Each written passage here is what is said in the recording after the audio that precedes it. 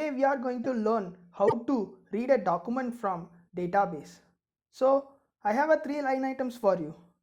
First one is how to get the list of all documents from the database, and we are going to get a document based on the conditions, and we are going to project the data. Projection means we are going to formatting a data based upon our conditions. So here I have a DB called test database and a collection called student. So I have a set of data inside the DB. So we are going to get the data based upon the conditions.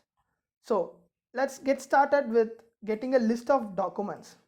For that, we are having an DB instance dot.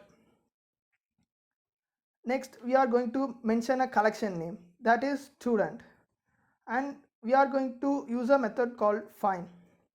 Basically, this will return an cursor, a list of documents. Then we are going to use another method. This is only for using a Mongo shell, because it will format a data that can be readable. So I am using pretty function. So let's copy this data and put it in the terminal.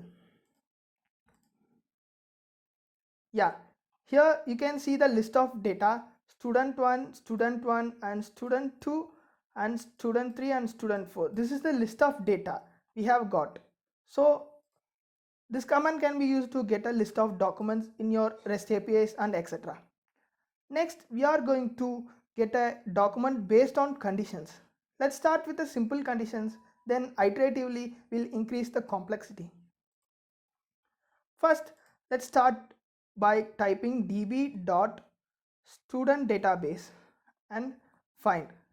If suppose you wanted to find a student whose name is student 4, we can specify the field name. We have a field name here.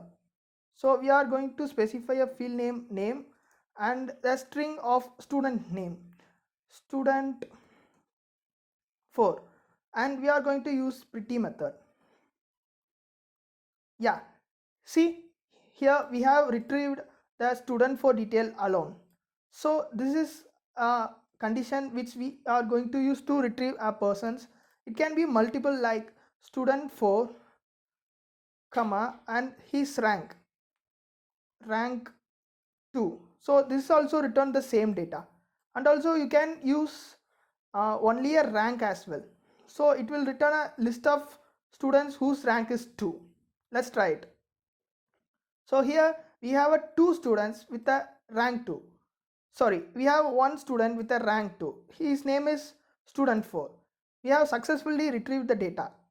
Next, we are going to use a higher complexity conditions. Now we have a DB collections. We are going to get a rank 2. Sorry, get an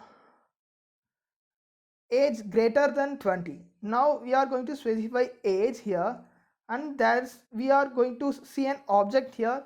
In that we should place an dollar sign and GTE. This is greater than or equal to. So we are going to mention 20. So it will return at data based upon this condition. It means age greater than or equal to 20. It will return every data based upon this condition. So here you can see we have returned 4 data, 20, and another is also with the age 20 and the age 22, 23, everything. For suppose if you are mentioning greater than 20, sorry, greater than 23, then let's see what happens. 23. So now I got only one data here.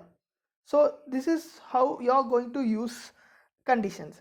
And also there is a condition like greater than and less than and less than or equal to, or else we can check equal to. This will return a data which is equal to 23 age. So you can see this, the age is 23, and also there are not equal to. You should use this syntax NEQ. This will indicates not equal to 23. So it will return every data which is not equal to 23. you can see the age is 22, 22, 20. So the 23 is not visible here. So like this we can use more and more conditions. Okay, we have covered how to get a document based on conditions, and there are a lot of conditions available. Next we are going to cover how to get a data based upon projection. So projection means we are currently having a fields like name, age, hobbies, rank. For example, if you want to hide the id, we don't want this id to get from the database. How will you going to omit that id? So now I'm going to tell you that. So let's go and find every data, or else let's find data equal to 23, right? Here I'm going to place an second parameter. The second parameter going to indicate the projections. So now I am mentioning the field name underscore id. There are two numbers, one is 0 and another one is 1. If we mention 0, then the id will be omitted. If we mention 1, then id will be included. I am mentioning as 0. Let's see what is the result. Yeah, here you can see we have got only 4 fields. We didn't get id. So here there is an id present in the result. So let's try to include only a name of a student. We need to type a field name and provide 1 here. So it will retrieve only name of the student. Yeah, you can see we are only retrieving the name of the student. So likewise we can easily omit the data that we don't require. This will improve an db hitting, and the query is much more optimized. It will be helpful in building a large applications with a scalable queries. This is one of the best practices to retrieve a data which we want and omitting the data which we don't want. This is the third line item we have covered. So thank you for watching. We'll cover more on MongoDB. Thank you.